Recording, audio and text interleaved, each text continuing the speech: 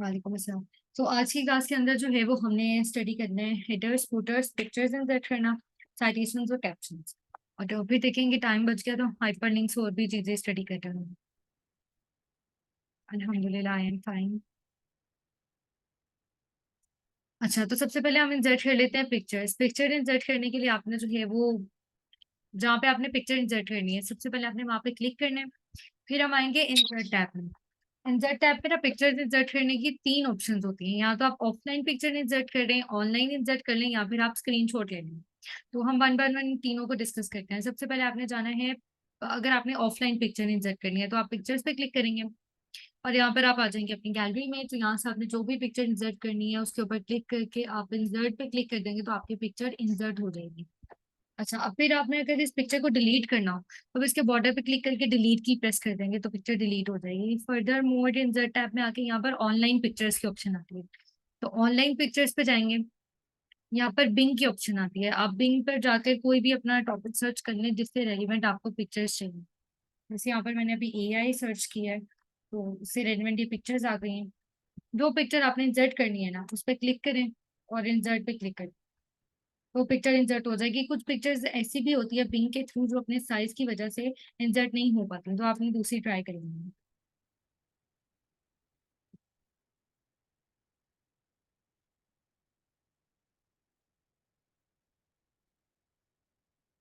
वालेकुम अस्सलाम। अच्छा, मैं दोबारा बता देती हूँ, इन बिटवीन कुछ स्टूडेंट्स ज्वाइन कर रहे थे। तो पिक्चर इंसर्ट करना हम देख रहे थे।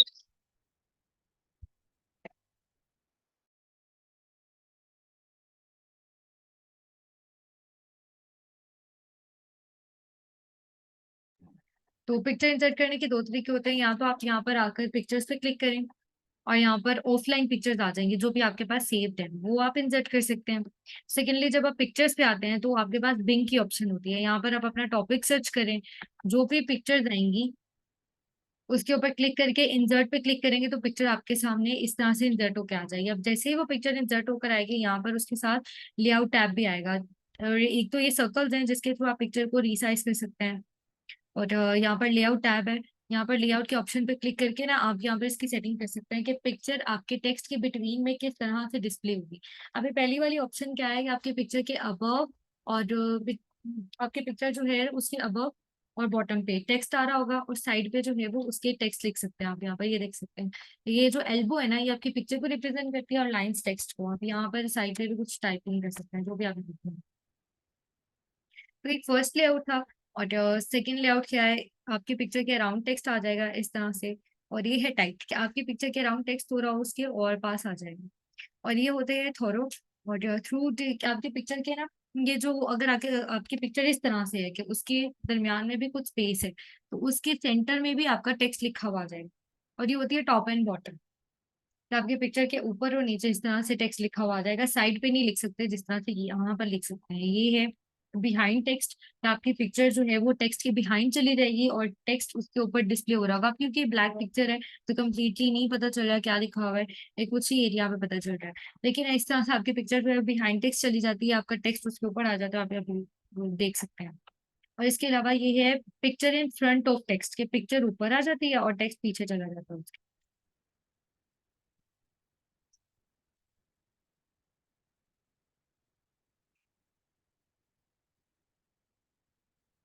अच्छा, अब ये तो थी बिंग के थ्रू या फिर ऑफलाइन पिक्चर्स। अगर आपने गूगल के थ्रू पिक्चर इंसर्ट करनी हो,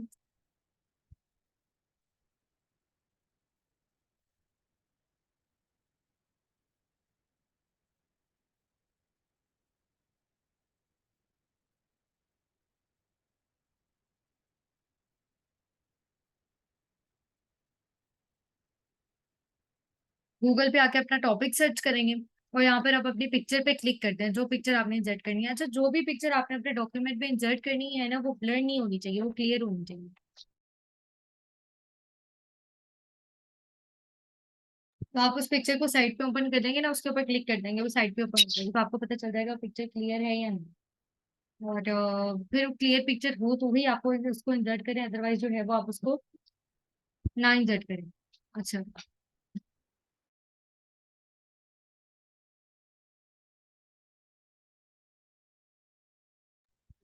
पिक्चर के ऊपर राइट क्लिक किया, राइट क्लिक करके उसको सेव कर लें। सेव करने के बाद जो है वो आप जब उसको सेव कर लें, फिर आप एमएस वर्ड में आके ऑफलाइन पिक्चर इंसर्ट कर सकते हैं। ये लॉन्ग कट है कि पहले आप उसको यहाँ से सेव करें। जब आप उसको सेव करने लगेंगे ना, तो आप उसको यहाँ पर पिक्चर फोल्डर में किसी ना किसी नाम से सेव करेंगे। फिर आप आएंगे यहाँ पर ऑफलाइन पिक्चर में और फिर उसे इंसर्ट करेंगे। और डायरेक्टली इंसर्ट करने के लिए आप क्या करें, जो पिक्चर ओपन किया उसके ऊपर राइट क्लिक करके कॉपी इमेज कर लें।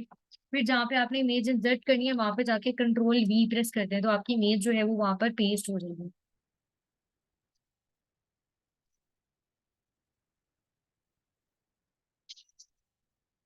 अच्छा, और सेकेंड थर्ड ऑप्शन होती है स्क्रीनशॉट की। स्क्रीनशॉट इंसर्ट करने के लिए हम क्या करते हैं, स्क्रीनशॉट इंसर्ट करने के लिए ये ऑप्शन होती है, इसके ड्रॉप डाउन एरो पे क्लिक करते हैं स्क्रीन क्लिपिंग की ऑप्शन आती है। स्क्रीन क्लिपिंग पे क्लिक करते हैं, जो रिसेंट आपने विंडो ओपन की होती है ना, आप वहां पे चले जाते हैं, वो सारी विंडो हो जाती है सेमी ट्रांसपेरेंट। और इस तरह से प्लस का साइन आ रहा होता है, तो जिस पिक्चर के ऊपर आप ये प्लस का साइन ड्रॉ करते हैं, वो पिक्चर एग्जैक्ट उसी क्वालिटी और उसी साइज के साथ जो है वो इंसर्ट होके आ जाती है। अभी आपको पता है ना, जितनी भी पिक्चर इंसर्ट की वो बड़ी सी इंसर्ट होगी, उसको फिर मैंने सर्कल से इस तरह से एक्सपैंड और वो किया था, और उसका साइज मैनेज किया था। और लेकिन ये जो पिक्चर इंसर्ट की है, तो जितना इसके ऊपर ड्रॉ किया उतनी ही ये इंसर्ट होकर रही है, और जो इसकी क्वालिटी यहाँ पर आ रही थी एग्जैक्ट उसी क्वालिटी यहाँ पर इंसर्ट होगी।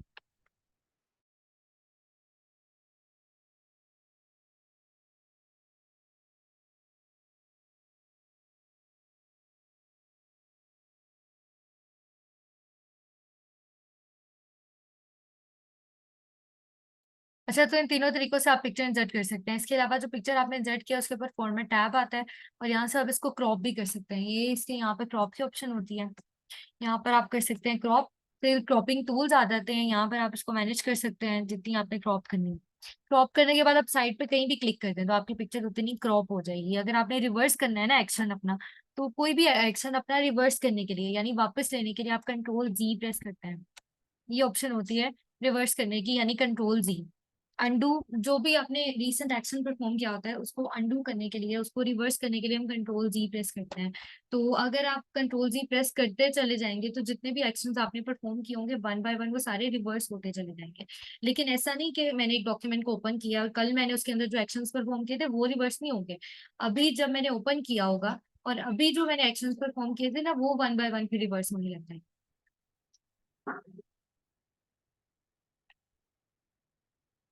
अच्छा, इसके अलावा जब आप escape की प्रेस करते हैं, अच्छा अभी क्रॉपिंग टूल्स यहाँ से डिसअपियर करवाने के लिए आप escape की प्रेस करेंगे तो ये गायब हो जाएंगे। और यहाँ पर जो है एक तो ऑप्शन आती है सिंपल क्रॉप की, और एक ऑप्शन आती है क्रॉप की शेप, कि अगर आपने किसी शेप पे क्रॉप करना हो ना, इसको किसी शेप में क्रॉप करना हो, तो आप उस शेप पे क्लिक करते हैं तो आपकी पिक्चर उस शेप में क्रॉप हो जाएगी।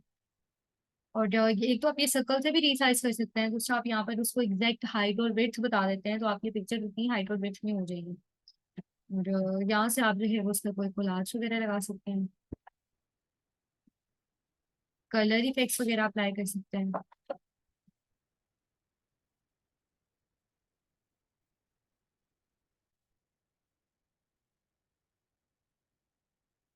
तो इस तरह से आप जो है पिक्चर इंसर्ट कर सकते हैं।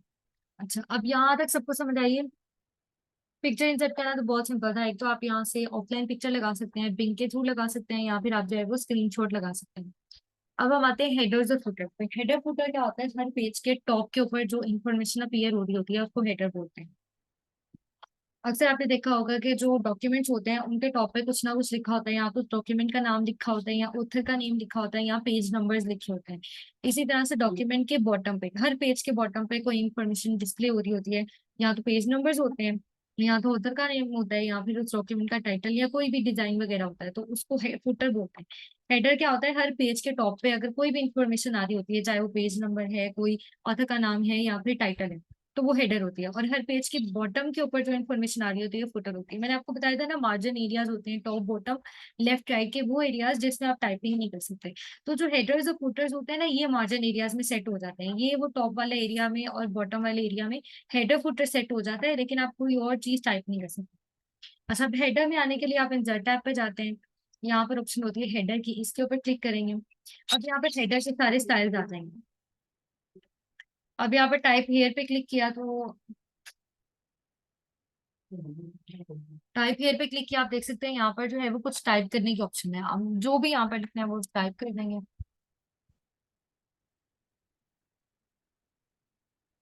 अभी यहाँ पे मैंने आर्टिफिशियल इंटेलिजेंस टाइप कर दिया। अब आप इसकी फर्दर सेटिंग्स भी कर सकते हैं। इसको मैंने सिलेक्ट किया, होम टैब से आके मैंने इसको कर दिया बोल्ड। इसका मैंने यहाँ से कलर मैनेज कर लिया, और इसको अगर मैंने रीसाइज करना है तो यहाँ से इसका साइज इंक्रीज कर दिया।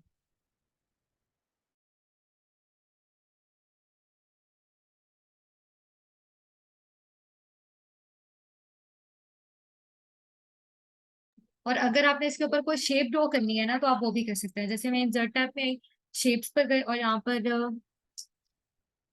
यहाँ पर मैंने ये वाली शेप जो है वो इसके ऊपर ड्रॉ कर दी। ये देखिए। लेकिन अब जैसे ही मैंने शेप ड्रॉ की है, शेप ऊपर आ गई है और वो जो टेक्स्ट है वो पीछे चला गया है। तो ये जो लेआउट की सेटिंग्स अभी हमने पिक्चर के लिए देखी ना, ये शेप के लिए भी अप्लाई होती है। इसके ऊपर क्लिक करके ये देखिए, ये वाली ऑप्शन होती है बिहाइंड टेक्स्ट, कि आपकी जो शेप है वो बिहाइंड टेक्स्ट चली जाएगी, आपकी जो पिक्चर है वो बिहाइंड टेक्स्ट चली जाएगी। इसके ऊपर क्लिक किया, आप देख सकते हैं अब आपका टेक्स्ट जो है वो ऊपर आ गया, पिक्चर या जो शेप है वो उसके पीछे चली गई।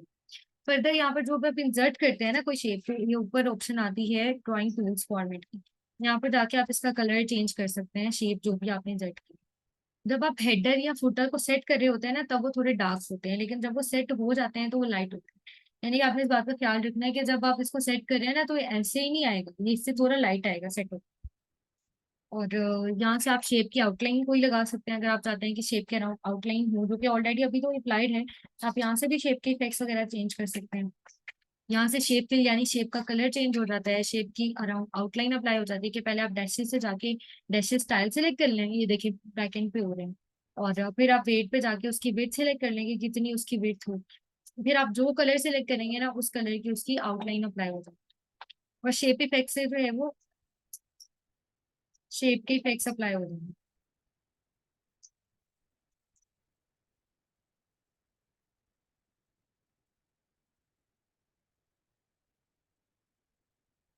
अच्छा, जब आप हेडर अप्लाई करते हैं तो आप देख सकते हैं कि अभी भी पूरा डॉक्यूमेंट मेरा, मतलब मैं हेडर वाले एरिया में ही हूँ। तो हेडर वाले एरिया से बाहर निकलने के लिए जो उसका ऊपर टैब आता है, यहाँ से आप करते हैं क्लोज हेडर फुटर पे क्लिक, या फिर आप डॉक्यूमेंट में कहीं भी डबल क्लिक करेंगे तो आप हेडर के एरिया से बाहर निकलेंगे। आप देख सकते हैं ये मेरा हेडर सेट हो गया।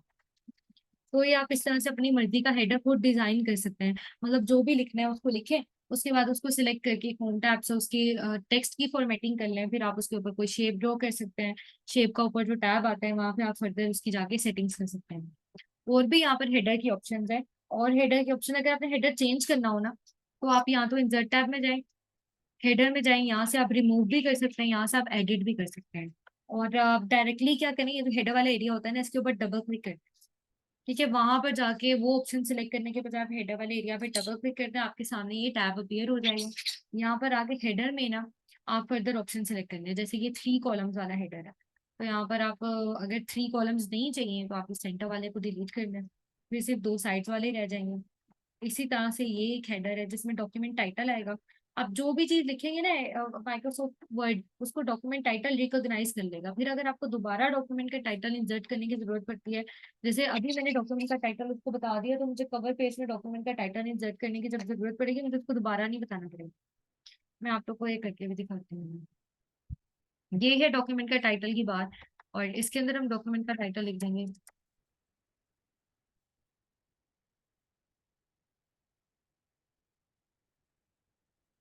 अच्छा, अब इसकी भी अगर आपने सेटिंग करनी है ना, तो ये देखिए इसका जो बॉक्स है इसके लिए ऊपर टैब आ रहा है फॉर्मेट। तो कोई भी शेप आप इंसर्ट करते हैं, कोई पिक्चर लगाते हैं, स्मार्ट आर्ट लगाते हैं, उसके ऊपर ये टैब आता है ड्राइंग टूल्स के नाम से, फॉर्मेट टैब। यहाँ पे जाके आप उसकी कलर, उसकी इफेक्ट्स, उसकी आउटलाइन, उसका टेक्स्ट वगैरह चेंज कर सकते हैं।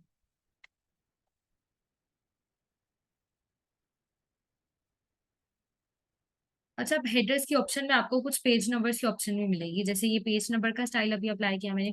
और जो हेडर आप अप्लाई करते हैं वो फिर हर पेज के टॉप के ऊपर आएगी, ये देखिए। जो भी हेडर अप्लाई किया है वो हर पेज के टॉप पे आ रहा है।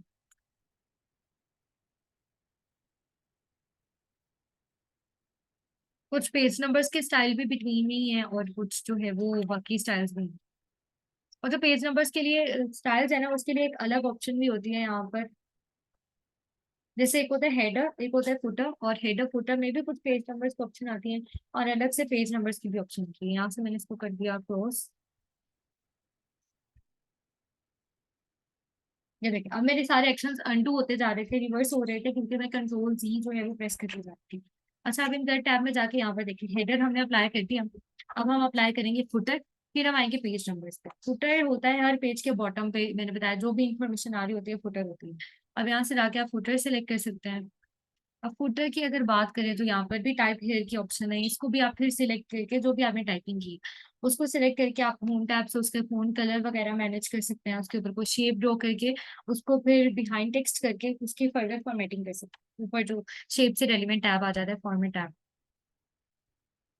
पेज नंबर्स की भी ऑप्शन आती है, इस तरह के डिजाइन की ऑप्शन आती है। ऑथर नेम, डॉक्यूमेंट टाइटल,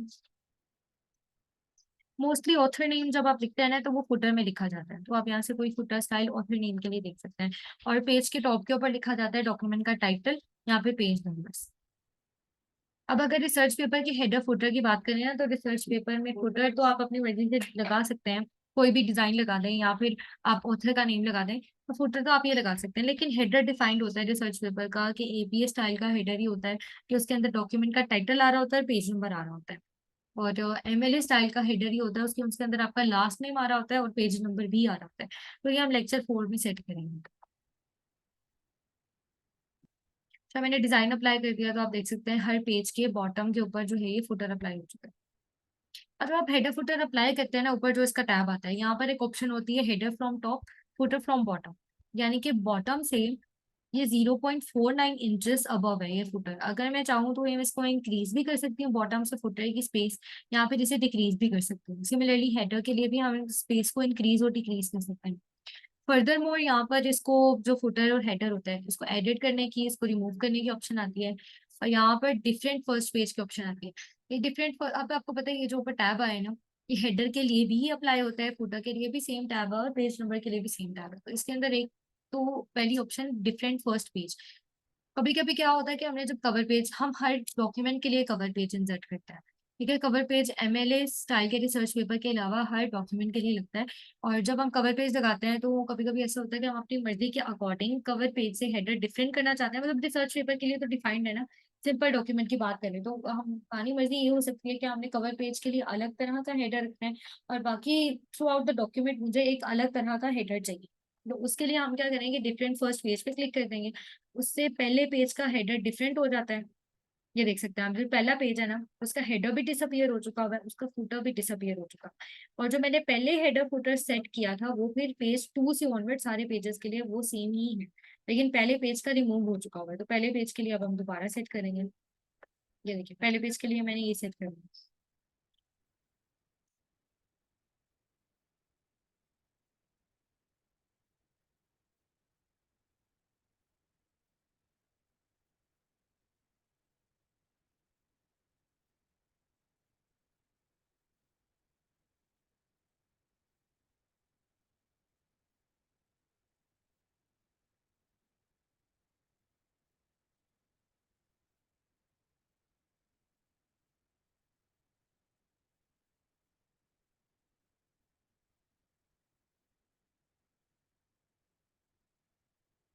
तो इस तरह से आप जो है वो डिफरेंट फर्स्ट पेज कर सकते हैं, यानी पहले पेज का हेडर या फुटर दूसरे पेजेस से डिफरेंट हो जाए।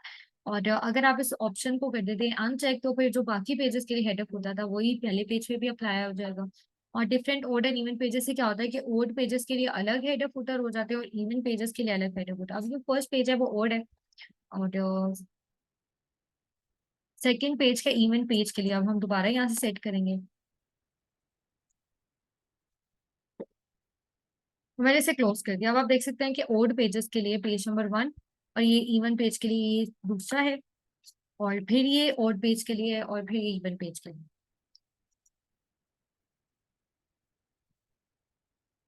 अच्छा, अब हम अप्लाई कर लेते हैं, डिजाइन टैब पे आते हैं।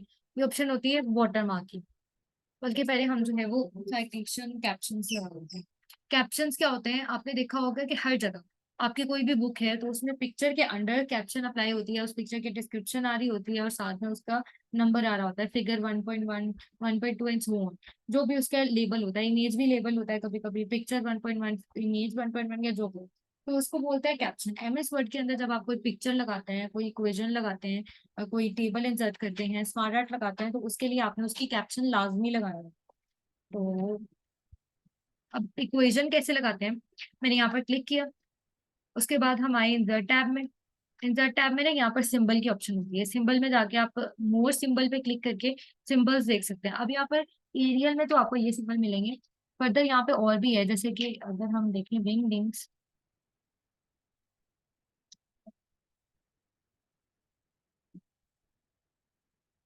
तो ये विंग्स के सिंबल हैं। तो यहाँ पर ना काफी ज्यादा कैटेगरी है, हर कैटेगरी से रिलेटेड डिफरेंट सिंबल होंगे। अगर आप सबको देखना चाहते हैं तो आप बिल्कुल स्टार्ट वाली पे आए, इस पे क्लिक करें और उसके बाद जो है वो आप ड्रॉप डाउन एरो प्रेस करते जाए तो आपको पता चल जाएगा कि हर किसी के क्या क्या सिंबल है।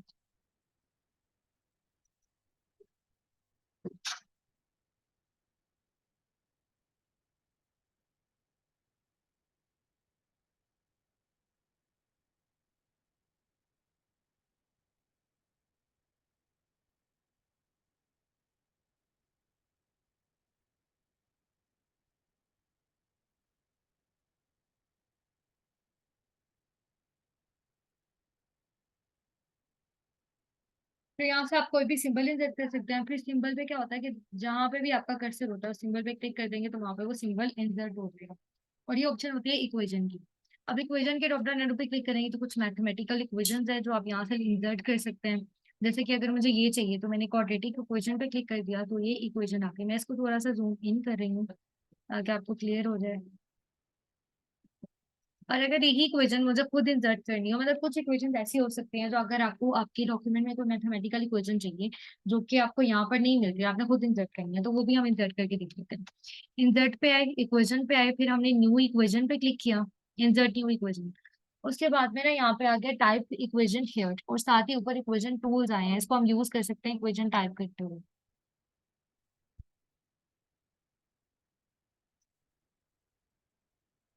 तो यहाँ पे मैंने लिख दिया x इज इक्वल टू, अब यही क्वाड्रेटिक इक्वेशन सेम हम यहाँ पे टाइप कर लेते हैं क्योंकि इसमें रेडिकल भी है, पार्ट भी है, फ्रिक्शन भी है, इंटीग्रल भी है, तो सब कुछ है यहाँ पर। तो अभी मुझे सबसे पहले यहाँ पर फ्रिक्शन चाहिए, तो यहाँ पर आप देख सकते हो ऊपर फ्रिक्शन की ऑप्शन है, यहाँ पर ये डिफरेंट फ्रिक्शन की ऑप्शन है। अब हमें ना सिंपल ये चाहिए जिसके ऊपर भी कुछ लिख सकें, हम नीचे भी कुछ लिख सकें, और हम जैसे जैसे लिखते जाएंगे वो एक्सपैंड होती जाएगी। मैंने लिखा -b प्लस माइनस, और उसके बाद हमने यहाँ पे रेडिकल लगाना है तो रेडिकल के लिए ये है, और जो यहाँ पर पावर रेडिकल्स भी हैं, पावर हम अपनी मर्जी से भी कुछ लिख सकते हैं, और ये सिंपल रेडिकल।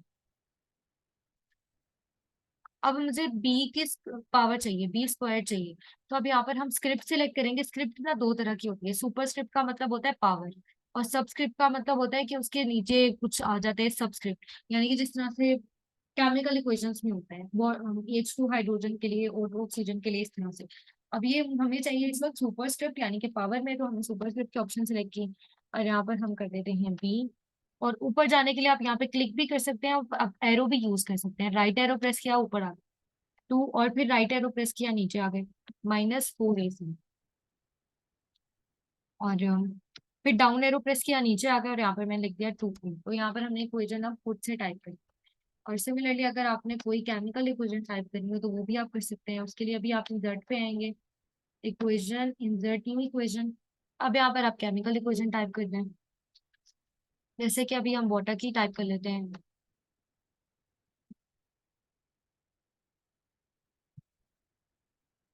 2H2। अब H2 के लिए मुझे चाहिए सबस्क्रिप्ट, तो उसके लिए हम आएंगे स्क्रिप्ट में, और ये ऑप्शन होती है सबस्क्रिप्ट की। एरो की इजी यूज करें आप मूव करने के लिए। यहाँ पर मैंने H लिखा, फिर 2, फिर राइट एरो प्लस O2। के लिए भी हम जाएंगे स्क्रिप्ट, सबस्क्रिप्ट।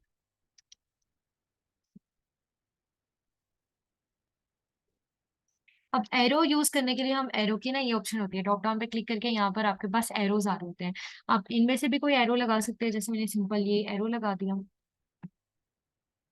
या फिर आप क्या कर सकते हैं, यहाँ पर ऑपरेटर के ऑप्शन में आपको ना और एरोज मिल जाएंगे, एंड जो केमिकल इक्वेशन में यूज होते हैं कैटलिस्ट रिएक्शंस में, कि एरो के ऊपर या नीचे आप कोई कैटलिस्ट टाइप कर सकते हैं, या फिर जो रिवर्सिबल कैरी एरोज होते हैं वो है यहाँ पर, तो डबल एरोज हैं। तो जो भी आप लिखेंगे ना उसके अकॉर्डिंग एरो एक्सपैंड होता जाएगा इस तरह से।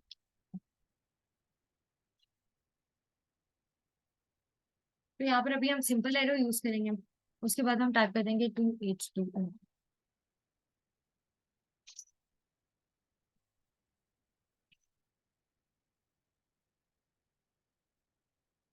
तो यहाँ पर अभी हमने केमिकल और मैथमेटिकल दोनों इक्वेशंस टाइप करनी है। तो कोई इक्वेशन भी आप इंसर्ट करते हैं और उसके नीचे भी आपको कैप्शन फिर खुद इंसर्ट करने की जरूरत होती है। यहाँ पे क्लिक किया और हम फिर गए कैप्शन इंसर्ट करने के लिए हम जाते हैं रेफरेंस टैब पर। रेफरेंस टैब पे ऑप्शन होती है कैप्शन। कैप्शन पे क्लिक किया और यहाँ पर लेबल्स की ऑप्शन होती है। अब लेबल्स की अगर बात करें तो यहाँ पर तीन तरह के लेबल्स होते हैं, फिगर, इक्वेशन और टेबल। अगर मुझे इक्वेशन के नीचे लगानी है कैप्शन तो इक्वेशन पे क्लिक किया। अब यहाँ पर उसने उसको नाम दे दिया इक्वेशन 1 का। फर्दर उसकी डिस्क्रिप्शन टाइप करनी है तो आप यहाँ तो ये डैश यूज करके कर लें, यहाँ पे स्पेस का बटन प्रेस करके उसकी फर्दर टाइप कर सकते हैं डिस्क्रिप्शन।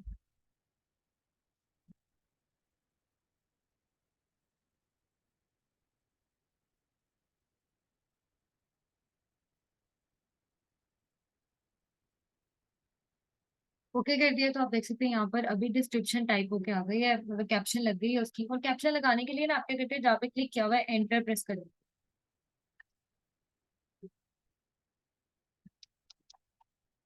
अब इसका साइज इंक्रीज करने के लिए मैंने इसको सिलेक्ट करके control shift size increase press किया है, यहाँ पे लिखा हुआ है कंट्रोल और साइज इंक्रीज, और इसके साथ अपने शिफ्ट के की भी प्रेस करनी है।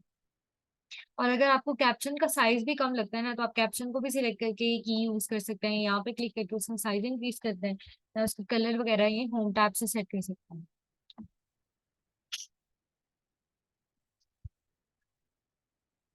इसको मैंने सिलेक्ट करके कंट्रोल ई प्रेस किया तो सेंटर में आ गया। किसी भी चीज को सेंटर में लाने के लिए ना ये अलाइनमेंट के ऑप्शन होती हैं। कंट्रोल एल होता है लेफ्ट अलाइन के लिए, कंट्रोल ई होता है सेंटर अलाइन के लिए, कंट्रोल आर राइट अलाइन के लिए, और जस्टिफाइड अप्लाई होती है पैराग्राफ के ऊपर। जैसे मैंने इस पैराग्राफ को सिलेक्ट किया, ये तो फिलहाल लेफ्ट अलाइन है। लेफ्ट अलाइन का मतलब है कि लेफ्ट साइड से उसकी अलाइनमेंट इक्वल है और राइट साइड से अनइक्वल है। तो ये सेंटर लाइन है कि दोनों साइड से उसकी अलाइनमेंट जो है वो इन बिटवीन है। ये राइट अलाइन है कि वो राइट से इक्वल है। और जस्टिफाइड का मतलब होता है कि दोनों साइड से इक्वल अलाइनमेंट होती है, बस वो आखिरी वाली लाइन बच जाती है। वो ही बस इस तरह से होती है क्योंकि वो तो जितनी पूरी होती है वो इतनी ही हो सकेगी। तो रिसर्च पेपर के अंदर हम लेफ्ट अलाइन ही रखते हैं पूरे डॉक्यूमेंट को, बस हम हेडिंग्स को जो है वो सेंटर लाइन रखते हैं। तो यहाँ पर अभी हमने एंटर प्रेस किया, फिर हम जाएंगे रेफरेंस टैब में, इंसर्ट कैप्शन पे क्लिक करेंगे। अब वो उसको ऑटोमेटिकली क्वेश्चन नंबर 2 हो गया। अच्छा, मैंने इस पे क्लिक किया और कंट्रोल ई प्रेस कर दिया तो सेंटर में।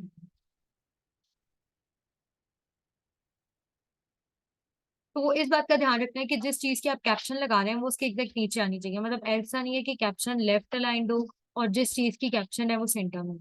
तो जहां पे कैप्शन है, मतलब जहां पे वो आइटम पड़ी हुई है वहीं पे उसकी कैप्शन बननी चाहिए। वो लेफ्ट पे पड़ी हुई है कोई पिक्चर इक्वेशन तो उसकी कैप्शन भी लेफ्ट साइड पे, वो सेंटर में है तो उसकी कैप्शन भी उसके बिल्कुल नीचे होनी चाहिए। इसी तरह से हम पिक्चर की भी कैप्शन लगा लें। साइड पे क्लिक किया, इंसर्ट कैप्शन पे गए तो यहाँ पर ना फिगर की ऑप्शन आ गया। अब ये है तो पिक्चर, फिगर तो नहीं है, तो मैं अगर इसको फिगर का नाम नहीं देना चाहती, इसके लिए कोई और लेबल इंसर्ट करना चाहती हूँ तो हम न्यू लेबल पर जाएंगे और यहाँ पर अपनी मर्जी का लेबल टाइप करेंगे। जैसे यहाँ पर इमेज टाइप कर दिया। उसके बाद आप यहाँ पर फर्दर डिस्क्रिप्शन टाइप कर दो। अच्छा, नंबरिंग का फॉर्मेट भी आप खुद से सिलेक्ट कर सकते हैं।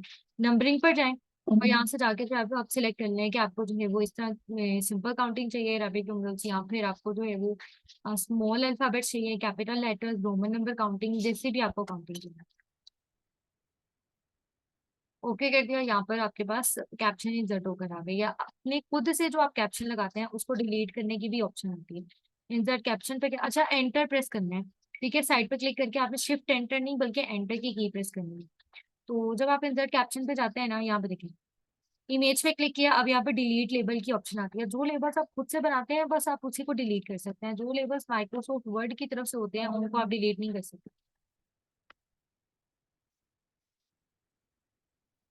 अच्छा, अब जो कैप्शन आपने लगाई हैं आप चाहें तो उसका टेबल भी बना सकते हैं। जिस तरह से पहले हमने हेडिंग्स बनाई थी और फिर उसके लिए टेबल ऑफ कंटेंट्स इंसर्ट किया, इसी तरह से कैप्शंस के लिए हम एक टेबल इंसर्ट करते हैं, उसको बोलते हैं टेबल ऑफ फिगर्स।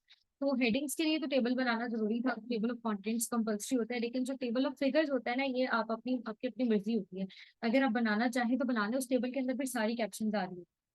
ठीक है, हर लेबल के लिए अलग अलग टेबल होता है। जैसे अभी हमने दो लेबल्स लगाए हैं, एक हमने इमेज इंसर्ट किया और एक हमने इक्वेशन इंसर्ट किया। तो हर लेबल की अलग अलग जो है वो टेबल होता है यहाँ पर। तो आपकी अपनी मर्जी होती है कि आपने उसको बनाना है या नहीं। तो यहाँ पे आपने क्लिक करना है, यहाँ पे ये एरो आ रहा हो, उसके बाद आप जाएंगे यहाँ पर इंसर्ट कैप्शन के साथ ही इंसर्ट टेबल ऑफ फिगर्स पे। और यहाँ पे सारी ऑप्शंस हमने डिस्कस की हुई है, बस यहाँ पर हमने कैप्शन सिलेक्ट करना है कि हमने किस कैप्शन के लिए जो है वो टेबल लगाना है। अभी मैंने इक्वेशन के लिए लगा दिया, ओके कर दिया, तो अब यहाँ पर मैं इसको शिफ्ट करवा देती हूँ नेक्स्ट पेज पे।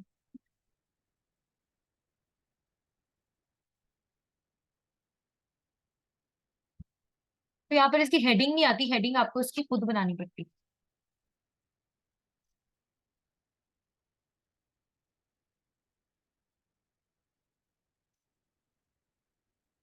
कोई भी आप इसकी हेडिंग बना लें। टेबल ऑफ फिगर्स लिख दें यहाँ पे, टेबल ऑफ इक्वेशन कैप्शंस, या जैसे आपको जो है वो फिजिबल लगे। अब सारी हेडिंग्स को आपने सेंटर लाइन ही करना होता है, लेकिन इसको सिलेक्ट करके आपने यहाँ से उसका स्टाइल अप्लाई नहीं करना। मतलब अगर आप यहाँ से स्टाइल अप्लाई कर देंगे तो वो आपके टेबल ऑफ कंटेंट्स के अंदर ही आने लग जाएगा। तो ये टेबल ऑफ कंटेंट्स में ही आनी चाहिए, मतलब टेबल ऑफ कंटेंट की जो कंटेंट वाली हेडिंग है वो तो अलग ही चीज है ना, वो हेडिंग का पार्ट थोड़ी है। तो इसी तरह से ये जो टेबल ऑफ फिगर्स वगैरह हैं ये आपके ऊपर टेबल ऑफ कंटेंट्स में आते हुए थोड़े से वियर्ड लगेंगे, तो इसको आपने सिलेक्ट करके यहाँ से उसकी फॉर्मेटिंग करनी है, यहाँ से उसको बोल्ड कर दें, उसका कलर सेट कर लें, उसका साइज इंक्रीज कर लें।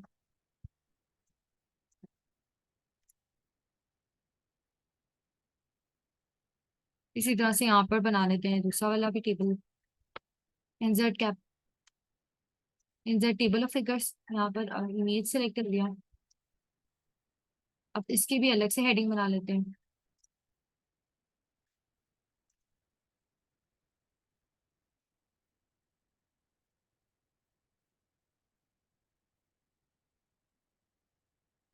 इस तरह से हम जो है वो टेबल ऑफ फिगर इंसर्ट करते हैं। अब फायदा इसका ये होता है कि आपने बहुत ज्यादा कैप्शंस लगाई हुई हैं, और आपकी पिक्चर्स या फिर आपकी फिगर्स जो मतलब अगर आपने फिगर्स इंसर्ट की और वो फिगर्स इंपॉर्टेंट है, और फिर आप उन फिगर्स के लिए जो है वो आप टेबल ऑफ फिगर्स बना लें अगर आपने फिगर लगाई है, और फिगर्स जो आपने इंसर्ट किए हैं वो इंपॉर्टेंट है, फिर आप फिगर्स के लिए इंसर्ट कर लें। अदरवाइज अगर आपने सिंपल पिक्चर्स वगैरह इंसर्ट की है और इतनी इंपॉर्टेंट नहीं है तो फिर आप उसके लिए ना इंसर्ट करें। फायदा इसका ये होता है कि जो कैप्शंस वगैरह आ रही होती है ना उसके ऊपर कर्सर लाने से, कंट्रोल प्लस क्लिक से हम उस कैप्शन के ऊपर चले जाते हैं।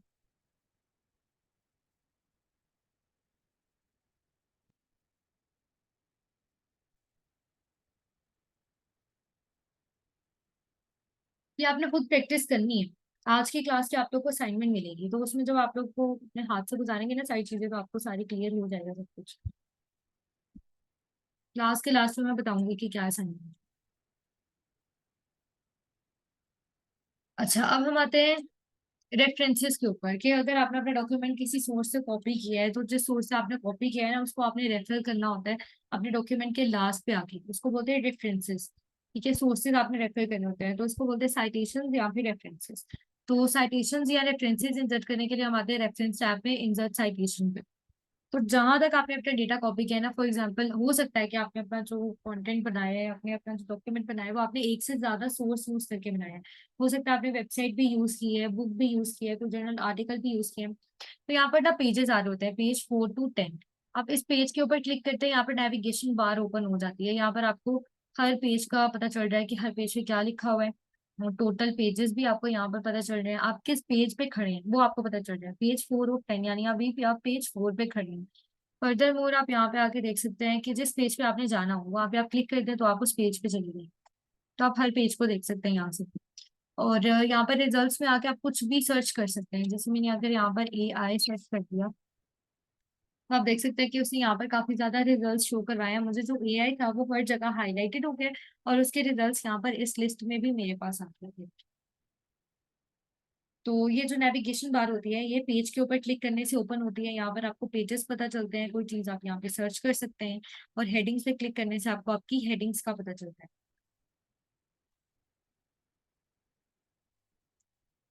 और फाइंड करने के लिए ना, अगर आपने कोई भी वर्ड फाइंड करना है तो आपको यहाँ पे जाने की जरूरत है, आप शॉर्टकट की भी यूज कर सकते हैं, control F। Control F press करने से ना आप यहाँ पे डायरेक्टली आ जाते हैं, जो सर्च करेंगे वो यहाँ पर हाईलाइट हो जाए। अच्छा, मुझे 1 मिनट देना।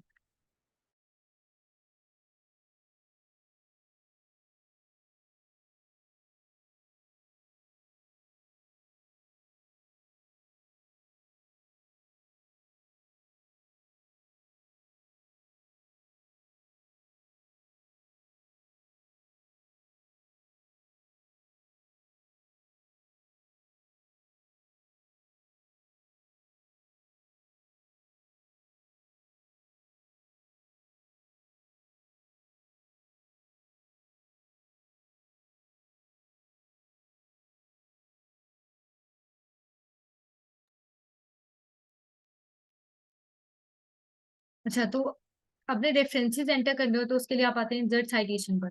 यहाँ पे क्लिक किया, फिर अगर फॉर एग्जांपल यहाँ तक का जो डॉक्यूमेंट है पेज 5 तक का, वो मैंने किसी वेबसाइट से लिया, वैसे तो हमने सारा कंटेंट वेबसाइट से ही कॉपी किया था।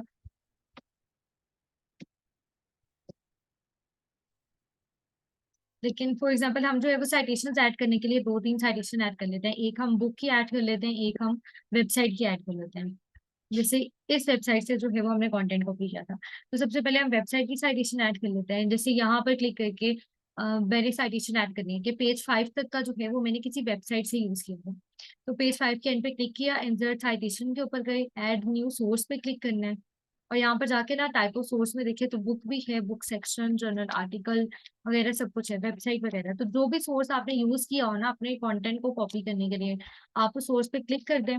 और यहाँ पर जो है वो उसकी इन्फॉर्मेशन जो भी पूछी गई है वो आप यहाँ पे प्रोवाइड कर रहे हैं। जैसे ऑथर का नेम अगर आप यहाँ पे टाइप करते हैं तो ठीक है, लेकिन अगर आप एडिट पे जाके टाइप करते हैं तो यहाँ पर 3 नेम आपको बताने पड़ेंगे, फर्स्ट, लास्ट और मिडल। आपको पता है कि ब्रिटिशियंस के 3 नेम होते हैं, वो लोग प्रायोरिटी देते हैं लास्ट नेम को, then first name and then middle name. जैसे कि अगर मैं यहाँ पे लिख देती हूँ,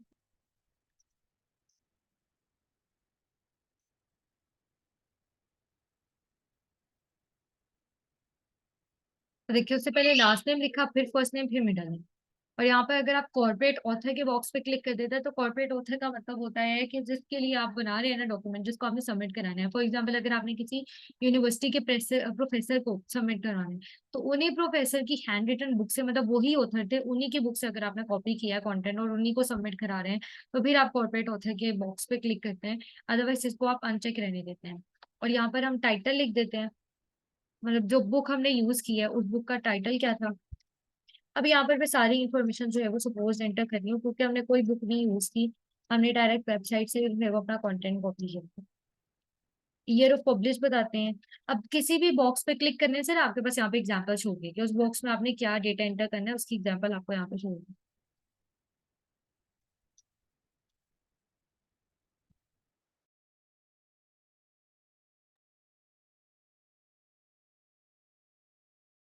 ओके कर दिया, तो आप ये देख सकते हैं यहाँ पर साइटेशन ऐड होकर आ गई। अब इतनी ज्यादा इसको इन्फॉर्मेशन प्रोवाइड की थी, लेकिन उसने हमें यहाँ पर सिर्फ दो ही चीजें शो की हैं, उधर का लास्ट नेम और डेट ऑफ पब्लिश। तो जो साइटेशन के इम्पैक्ट्स होते हैं वो दो जगह आते हैं, जहाँ पे आपने लगाई होती है वहां पर उसका बस एक शॉर्ट सा इम्पैक्ट आ रहा होता है। और जो उसकी डिटेल होती है उसके लिए आप जाते हैं पेज के, डॉक्यूमेंट के एंड के ऊपर, बिल्कुल एंड पे आप जाते हैं डॉक्यूमेंट के। और डॉक्यूमेंट के एंड पे जाके आप यहाँ पर रेफरेंसेस में बिब्लियोग्राफी के ड्रॉप डाउन एरो पे क्लिक करते हैं। तो बिब्लियोग्राफी, रेफरेंसेस, वर्ड साइटेड, सबसे ज्यादा ये यूज होता है रेफरेंसेस।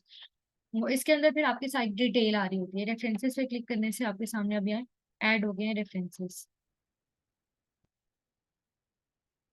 जी, ये चीज आपके काम की है, रिसर्च पेपर के अंदर आपने ऐड करने होते हैं। अगर आपने जो है वो कॉपी किया है ना कहीं से, तो फिर आपने इंसर्ट करनी होती है साइटेशन। आप किसी वेबसाइट पे भी देखें ना, तो अगर किसी वेबसाइट ने खुद नहीं उसका आर्टिकल उसने कहीं से उठाया हुआ है, उसने कंटेंट कॉपी किया हुआ है, तो कॉपीराइट इश्यूज को अवॉइड करने के लिए तो वो रेफरेंसेस वहां पर रेफर करते हैं।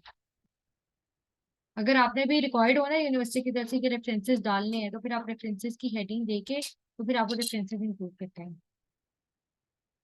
क्योंकि रिसर्च पेपर के अंदर जरूरी नहीं है कि सारा कंटेंट हमारा अपना हो सकता है, हमने रिसर्च ही करनी है ना, हो सकता है किसी और सोर्स को यूज करके हमने रिसर्च की हो, तो फिर हम अपने सोर्सेज इस तरह से ऐड करते हैं।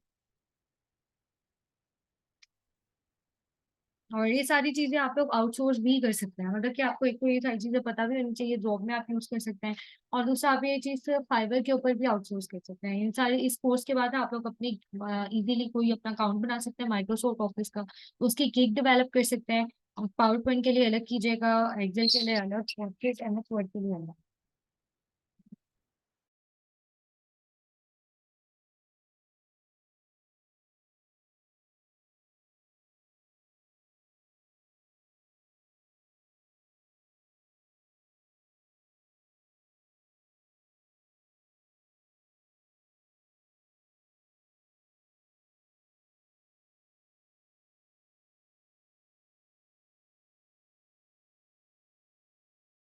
अच्छा, अब हम ऐड कर लेते हैं वेबसाइट पर, वेबसाइट की रेफरेंस।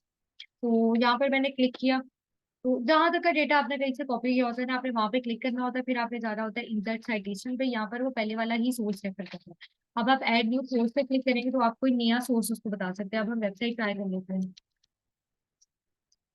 अब यहाँ पर ऑथर का नेम ना यहाँ पे लिखा हुआ था वेबसाइट पे, ये सिंपली मैंने यहाँ से इसको कॉपी किया, कंट्रोल सी से कॉपी किया और यहाँ पे पेस्ट कर दिया। वेब पेज का नाम भी यहाँ पे लिखा हुआ है, इसको भी कंट्रोल सी से कॉपी करके कंट्रोल वी से पेस्ट। वेबसाइट का नेम बिल्ट इन है।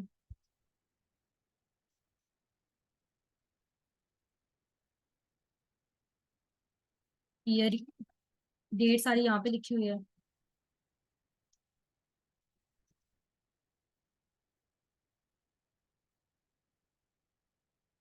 अच्छा, मंथ के लिए वो बता रहे हैं कि मंथ का नेम लिखना है, मंथ की डेट नहीं लिखनी, तो आप यहाँ पर मंथ का नेम लिखेंगे।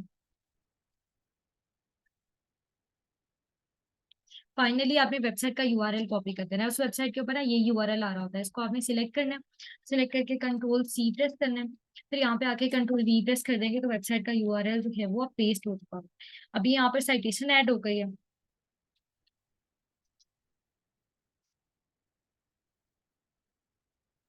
अच्छा, ये वाला मैं फिर से बता देती हूँ। वेबसाइट के लिए आप जाते हैं इंसर्ट साइटेशन पर, एड न्यू सोर्स पे जाते हैं। वेबसाइट पे जाके आपने ऑथर का नेम टाइप कर देना है। कुछ वेबसाइट पे हो सकता है आपको ऑथर का नेम ना मिले, एक तो ऑथर का नेम जहाँ पे आपको मिल जाता है ना जिस वेबसाइट पे डेट ऑफ पब्लिश, तो उसकी ऑथेंटिसिटी वहीं पे कंफर्म हो जाती है। ऑथेंटिसिटी का मतलब कि वेबसाइट आपको कोई फेक इन्फॉर्मेशन प्रोवाइड नहीं करी, सारी चीजें जो है वो ऑथेंटिक है। तो यहाँ पर आप उस ऑथर का नेम, आप कोशिश करें कि वही वेबसाइट यूज करें जहाँ पे ऑथर का नेम है, लेकिन अगर नहीं मिल रहा आपको और आपने साइटेशन ऐड करनी है तो फिर आप ऑथर का नेम स्किप भी कर सकते हैं। मतलब जो आपको डिटेल यहाँ से मिल जाती है वो आप ऐड कर दें, जो नहीं मिलती उस बॉक्स को रहने दें। तो यहाँ पर मैंने बस चीजें कॉपी पेस्ट किया, मतलब आप देख देख के खुद भी टाइप कर सकते थे लेकिन मैंने कॉपी किया। अब ऑथर के नाम के ऊपर ये आ रहा है, क्लिक आ रहा है, यानी वो हाइपर लिंक होगा, तो मैंने बस सिंपली साइड से इसको कॉपी कर लिया। फिर जब मैंने इसको कॉपी किया तो मैंने बाय को खत्म कर दिया। वेब पेज यहाँ पे लिखा हुआ है, वेब पेज यहाँ पे लिखा होता है, वेबसाइट जो है वो आपको यहाँ पर भी मिल जाती है और ये यूआरएल में भी वेबसाइट का नाम आ रहा होता है। तो वेबसाइट का नाम लिख देना है, ईयर मंथ डेट आपको यहाँ पर मिल जाता है, और यूआरएल यानी ये इसको ऊपर जो लिंक आ रहा होता है ना, इसको सिलेक्ट करके कंट्रोल सी से कॉपी करना है और कंट्रोल वी प्रेस करके पेस्ट कर देना है, तो आपके सामने वेबसाइट की जो है वो साइटेशन लग जाएगी, उसका रेफरेंस लग जाएगा। फिर आप एंड पे आए तो देखिए अभी तक एक ही इसकी साइटेशन है, जबकि हमने एक और ऐड की है। तो उसके लिए आप इसके ऊपर क्लिक करके अपडेट साइटेशन पे क्लिक करते हैं, तो आपकी साइटेशन अब अपडेट हो चुकी है। तो जो आपने रिसेंट ऐड की होती है वो पहले आ रही होती है। अब आपको पता है ना कि पहले हमने ये वाली ऐड की थी लेकिन वो नीचे चली गई, तो जो रिसेंटली आपने ऐड की होती है वो पहले आ रही होती है, और जो आपने पहले ऐड की होती है ओल्ड, वो बाद में चली जाती है। और यहाँ पर इसके और स्टाइल्स भी हैं, जैसे कि अगर आप एपीए के ऊपर रिसर्च पेपर क्रिएट करें एपीए स्टाइल पे, तो आपने एपीए ही इसका स्टाइल रखना है। अगर आप एमएलए को यूज करके रिसर्च पेपर क्रिएट करें एमएलए के रूल्स पर, तो आपने साइटेशन के लिए भी एमएलए ही यूज करना है, एमएलए का स्टाइल। फर्दर शिकागो, अगर आपने शिकागो भी रिसर्च पेपर का स्टाइल होता है, तो अगर आप वो बना रहे हैं तो आपने वो यूज करना है। और अगर आप कोई रिसर्च पेपर नहीं क्रिएट करें, कोई डॉक्यूमेंट क्रिएट कर रहे हैं, मतलब ये तो मैंने रिसर्च पेपर के स्टाइल्स बताए ना, यहाँ पे पढ़े हुए हैं तो आप वही अप्लाई करेंगे। दरअसल साइटेशंस के ना प्रॉपर रूल्स होते हैं कि आप देख सकते हैं यहाँ पर व्हाट इज आर्टिफिशियल इंटेलिजेंस, ये सब कुछ ये इटैलिक में इसीलिए आ रहा है क्योंकि ये रूल है कि इटैलिसाइज करके लिखना है। तो एमएस वर्ड को पता होता है कि सारे रूल्स हर स्टाइल के अकॉर्डिंग क्या रूल्स बनते हैं, एपीए के अकॉर्डिंग क्या बनता है, एमएलए के अकॉर्डिंग क्या बनता है, जो हमें नहीं पता होता। तो इसलिए हम बस इसके ऊपर क्लिक कर देते हैं, उसके स्टाइल उस पर ऑटोमेटिकली अप्लाई कर देता है। लेकिन अगर आपने कोई सिंपल डॉक्यूमेंट क्रिएट करना है तो उसके लिए आप अगर मैनेजमेंट साइंस या फिर अगर आप मैनेजमेंट या फिर बिजनेस मैनेजमेंट या फिर साइंस से रिलेटेड कोई टॉपिक के ऊपर पेपर क्रिएट करना चाहते हैं तो फिर आप जो है वो एपीए स्टाइल यूज करेंगे। लेकिन अगर आप इंजीनियरिंग या मैथमेटिक्स की फील्ड से हैं और उसके ऊपर आपने कोई रिसर्च कोई डॉक्यूमेंट क्रिएट करना है तो उसके लिए आप IEEE यूज करेंगे। IEEE में ना प्रॉपर काउंटिंग मेंटेन होती है, और जो पहले ऐड की है वो नंबर 1 होती है, जो बाद में ऐड किया है नंबर 2 होती है, जहाँ पे ऐड की होती है वहां पे भी नंबरिंग आ रही होती है।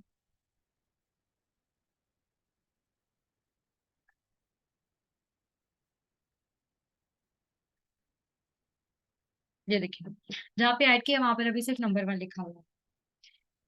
चलिए अब डिस्कस कर लेते हैं एक दो इंटरेस्टिंग चीजें। इंसर्ट टैब में ना यहाँ पर कवर पेज की ऑप्शन आती है। कवर पेज का मतलब होता है कि हम अपने डॉक्यूमेंट का टाइटल पेज, कवर पेज, जिस तरह से हमारी बुक्स के भी कवर पेजेस होते हैं इसी तरह से हमारे डॉक्यूमेंट के भी कवर पेज होते हैं। तो यहाँ पर आपने कवर पेज पे क्लिक करना है। यहाँ पर सिंपल कवर पेजेस भी हैं और पिक्चर कवर पेजेस भी हैं। यहाँ से आप कवर पेज इंसर्ट कर सकते हैं। अगर आप कोई पिक्चर कवर पेज लगाते हैं तो जो उसकी पिक्चर आती है आप उसको चेंज भी कर सकते हैं। इसके ऊपर राइट क्लिक करें और यहाँ पर चेंज पिक्चर पे जाएं। फिर आपको यहाँ पर ऑफलाइन की ऑप्शन मिलेगी। फ्रॉम अ फाइल का मतलब है ऑफलाइन, इससे आप चले जाएंगे अपने फोल्डर में। और सेकेंड ऑप्शन होती है इसके ऊपर बिंग की, तो आप बिंग से भी जो है वो कर सकते हैं। अच्छा, आप गूगल से, आप यहाँ पे जब आपने पिक्चर चेंज करनी हो ना तब आप गूगल से नहीं कर सकते। फिर पहले आपको गूगल से करना पड़ेगा सेव, और फिर यहाँ पर आकर ऑफलाइन इंसर्ट करनी पड़ेगी। मतलब अगर आपने सिंपली पिक्चर कहीं पे इंसर्ट करनी है तो वो आप कर सकते हैं, गूगल से कॉपी किया यहाँ पे पेस्ट कर दिया। लेकिन अगर आपने किसी पिक्चर को चेंज करना है ना, तो उसके लिए पहले आप गूगल से जाके पहले उस पिक्चर को सेव करेंगे फिर इंसर्ट करेंगे। और अगर आपको कोई पिक्चर पसंद आ जाती है फिर आप उसको सेव भी कर सकते हैं। अच्छा, आप ये देख सकते हैं आर्टिफिशियल इंटेलिजेंस इस कवर पेज के ऊपर ऑटोमेटिकली लिखा हुआ है, मैंने नहीं लिखा। मैंने इसलिए आप लोग को बताया था कि जब आप हेडर फुटर के अंदर या कहीं भी उसको बता देते हैं ना एमएस वर्ड को कि हमारा डॉक्यूमेंट का टाइटल क्या है, जैसे कि इस हेडर में हमने उसको बता दिया था, उसने मुझसे दोबारा नहीं पूछा। उसको जब दोबारा जरूरत पड़ी डॉक्यूमेंट के टाइटल की तो वो उसने ऑटोमेटिकली यहाँ पर इंसर्ट किया डॉक्यूमेंट का टाइटल। फिर यहाँ पे हम लिख देंगे सब टाइटल।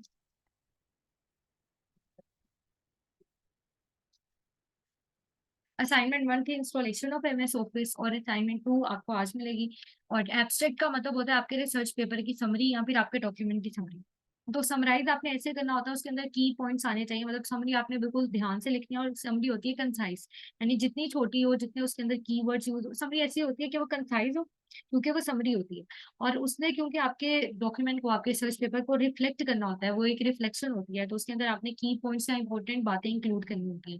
तो एब्स्ट्रैक्ट में आपको स्लाइड में एक्सप्लेन कर सकते हैं कि आपने एक्चुअली में अब इस डॉक्यूमेंट में क्या किया। फिर आपके कोर्स का टाइटल आ रहा होगा। तो ये सिंपल सा कवर पेज है। इसके अलावा इसका जो आ रहा है ना, ये इसका डॉटेड बॉक्स, इसके ऊपर देखिए कोई भी बॉक्स होता है ना तो उसकी आप फॉर्मेटिंग अप्लाई कर सकते हैं। इसके बॉक्स पे क्लिक किया, फॉर्मेट पे आए, यहाँ से आप इसके शेप फिल का इसका कलर चेंज कर सकते हैं। ये देखिए अब इसका कलर चेंज हो गया। इसके अंदर जो लिखा हुआ है आप उसके टेक्स्ट के स्टाइल्स यहाँ पे अप्लाई कर सकते हैं।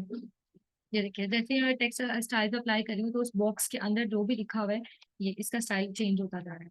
यहाँ से आप इसका फोन कलर चेंज कर सकते हैं। तो कोई भी बॉक्स होता है ना तो उसके ऊपर क्लिक करने से ही आपके सामने ये फॉर्मेट टैब अपीयर हो जाता है। फिर चाहे वो पिक्चर है, चाहे वो टेक्स्ट बॉक्स है, कोई शेप है, उसके ऊपर क्लिक करने से आपके पास ये टैब लाजमी आएगा। फिर आप उसकी शेप फिल, उसके फर्दर इफेक्ट्स, शेप आउटलाइन और ये टेक्स्ट इफेक्ट्स वगैरह चेंज कर सकते हैं। अच्छा, और भी कवर पेजेस आप यहाँ पे अप्लाई कर सकते हैं। जैसे कि अभी मैंने ये वाला अप्लाई कर दिया, तो इसके ऊपर भी आर्टिफिशियल इंटेलिजेंस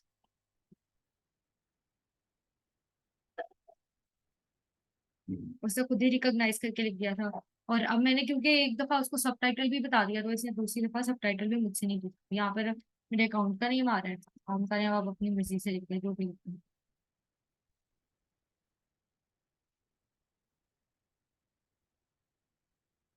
और यहाँ पे कंपनी नेम, कंपनी एड्रेस, अगर आपने कोई चीज नहीं डाली, कोई इन्फॉर्मेशन आप स्किप करना चाहते हैं तो उसके जो टेक्स्ट बॉक्स होता है ना उस पर क्लिक करके डिलीट की प्रेस करते हैं। टेक्स्ट बॉक्स क्या होता है, जब भी आप कोई पिक्चर इंसर्ट करने लगते हैं इंसर्ट टैब पे शेप्स पे, तो कोई भी शेप आपने ड्रॉ करनी है उसके ऊपर क्लिक करें और वो शेप,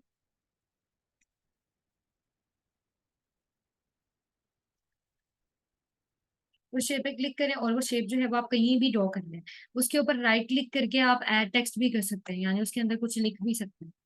फिर उस शेप से रेलिवेट ऊपर उसका जो टैब आएगा वहां से आप उसका कलर वगैरह सेट कर सकते हैं। तो ये तो सिंपल शेप है। टेक्स्ट बॉक्स क्या होता है कि एक बॉक्स होता है उसके अंदर आप टेक्स्ट लिख सकते हैं। मतलब शेप के लिए तो आप उस शेप के ऊपर राइट क्लिक करके ऐड टेक्स्ट करना पड़ता है। ये ऑप्शन होती है टेक्स्ट बॉक्स की। जब आप टेक्स्ट बॉक्स इंसर्ट करते हैं ना तो ये बॉक्स होता ही टेक्स्ट के लिए। उसके अंदर आपका कर्सर होता है, आपने जो भी टाइपिंग करनी है आप कर सकते हैं। फर्दर मोड उसके ऊपर ये जो फॉर्मेट टैब आता है वहां से आप उसका shape fill, shape outline, shape effects वगैरह कर सकते हैं। उसके बॉर्डर पे क्लिक करके डिलीट टू प्रेस करते हैं। तो ये होता है टेक्स्ट बॉक्स। अच्छा, अब डिजाइन टैब में जाके ना यहाँ पे कलर्स की ऑप्शन आती है, तो आप पेज कलर्स जो है वो सेट कर सकते हैं। जो भी कलर आप सेट करेंगे वो भी सारे पेजेस के लिए अप्लाई हो जाएगा। लेकिन पिक्चर्स का कलर चेंज नहीं होगा, पिक्चर्स का कलर जैसा है वैसे ही रहेगा। और एक चीज होती है पेज बॉर्डर्स, के पेज के अराउंड बॉर्डर्स अप्लाई हो जाए। तो पेज बॉर्डर्स पे जाके आप यहाँ पे, जी ये बताती हूँ असाइनमेंट अभी, बस एक ये लास्ट वाली चीज रहेगी। अच्छा, तो पेज बॉर्डर्स पे जाके ना आप ये देखिए आर्ट के स्टाइल्स भी आते हैं। आप ये आर्ट के स्टाइल्स तो हम कभी भी एज ए बॉर्डर यूज नहीं करेंगे। तो यहाँ पर हम कोई स्टाइल अप्लाई कर लेते हैं, कोई लाइन स्टाइल जो हमें बॉर्डर के तौर पे चाहिए होता है। जैसे मैंने ये वाला अप्लाई कर दिया, और यहाँ पे फिर हम उसका कलर सिलेक्ट कर लेंगे। लाइन स्टाइल सिलेक्ट करना है, लाइन कलर सिलेक्ट करना है, और फिर लाइन की विड्थ आपने सिलेक्ट करनी है। अच्छा, अब यहाँ पर ऑप्शन होती है बॉक्स की, कि आपने पेज बॉर्डर जो अप्लाई करने हैं वो बॉक्स फॉर्म में आए, शेडो फॉर्म में, यानी कि शेडो इस तरह से उसका शेडो भी साइड पे आ रहा होगा, राइट और लेफ्ट, राइट और बॉटम साइड पे। और कस्टम का मतलब होता है हम अपनी मर्जी से चेंज कर लें। जैसे बॉक्सेस बने हुए हैं ना, तो अगर मैं इस बॉक्स पे क्लिक करती हूँ तो टॉप वाला बॉर्डर खत्म हो जाएगा, दोबारा क्लिक करने से दोबारा वापस आ जाएगा। इस पे क्लिक करने से बॉटम वाला बॉर्डर खत्म हो जाएगा, दोबारा क्लिक करने से वापस आ जाएगा। और ये लेफ्ट वाला बॉर्डर और राइट वाला बॉर्डर, तो कस्टमाइज का मतलब होता है कि अपनी मर्जी से जो सा बॉर्डर हटाना है वो आप हटा दें। तो और बॉक्स का फॉर्म होता है कि पूरी वो बॉक्स शेप में आ रही है।